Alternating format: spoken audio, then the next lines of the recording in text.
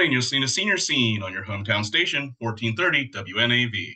I'm Joshua Killian, social media producer for the Anne Arundel County Department of Age and Disabilities, and today my guest is Jim Kremple, Community Outreach Coordinator for the Anne Arundel County Office of Emergency Management.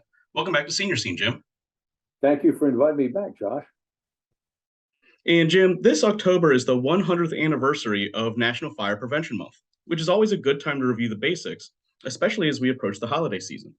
Is fire prevention considered to be a part of emergency preparedness? Well, unfortunately, fires are one of our most common emergencies. Our fire department responds to at least one structure fire a day. The Office of Emergency Management gets involved when fire displaces people from their homes, especially a larger dwelling like an apartment or condominium, and additional resources are needed. So fire prevention is indeed an important part of emergency preparedness for both individuals and families. Fortunately, with knowledge and common sense, most home fires are preventable, and being prepared for a fire may save a life. And can you tell us more about what the most common cause of house fires is? Sure. According to the National Safety Council, cooking and heating are the leading causes of home fires and fire injuries, and the winter months are the peak time for fire-related deaths. So in cooking, make fire safety a priority by keeping some tips in mind. First, be alert. If you're sleeping or have consumed alcohol, don't use an oven or a stovetop. Stay in the kitchen while you're frying, grilling, boiling, or broiling food.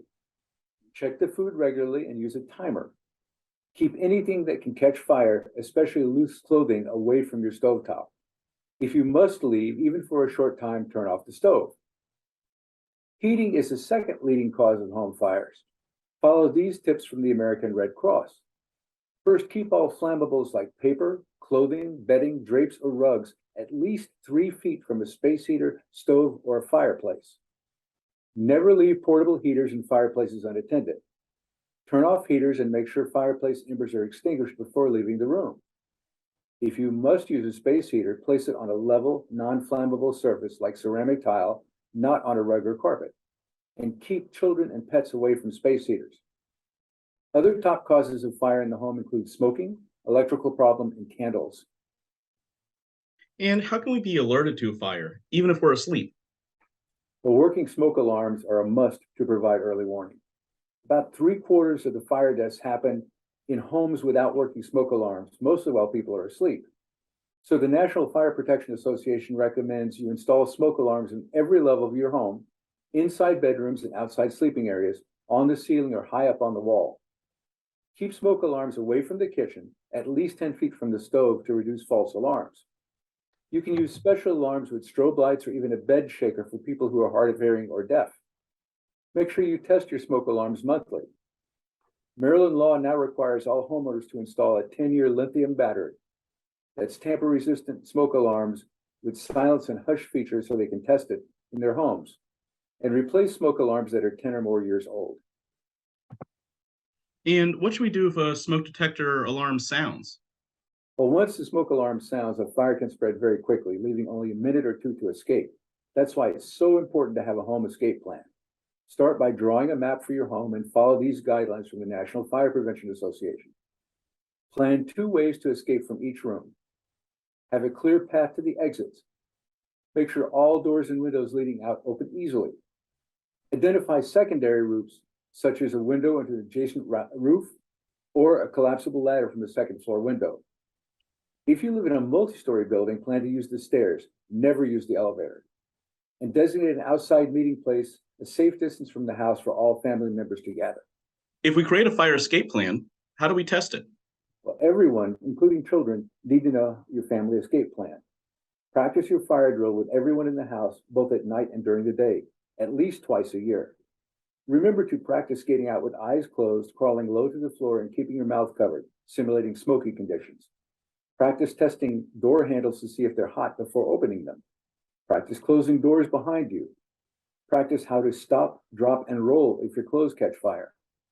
Teach children never to hide and how to escape on their own to your safe meeting place in case you're not there to help them. And make sure everyone knows how to dial 911. And should someone try to use a fire extinguisher? Well, always put your safety first. Getting everyone out of the house and calling 911 should be the top priorities. If you've practiced and are confident in your ability to use a working fire extinguisher, The American Red Cross cautions you evaluate the situations to ensure that everyone has left or is leaving home. The fire department has already been called. The fire is small, it's not spreading, and there's not much smoke, and your back is to a clear exit that you can use quickly. Remember the acronym PASS, P-A-S-S. Hold the pin, aim low at the base of the fire, squeeze the handle slowly, and then sweep the nozzle from side to side.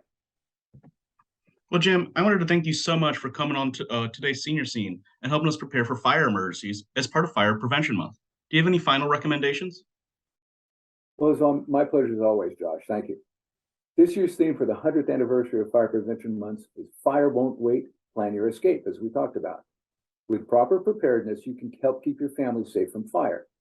Remember, 2 easy steps you can take are testing the smoke alarms in your house and creating and practicing a fire escape plan. For more information on fire safety, visit the Anne Arundel County Fire Department website. For more information on preparing for any emergency, visit the Office of Emergency Management website at www.aacounty.org/OEM. Or you can call us at 410-222-0600 or follow us on Facebook, Instagram, Twitter, Nextdoor, and YouTube. If you have any questions about any of our programs or services, you can always call the Department of Aging and Disabilities at 410-222-4257, or you can visit us online. Please remember to follow us on Facebook at Arundel Seniors. And this has been Joshua Killian, social media producer with the Anne Arundel County Department of Aging and Disabilities, and you're listening to Senior Scene on your hometown station, 1430 WNAV.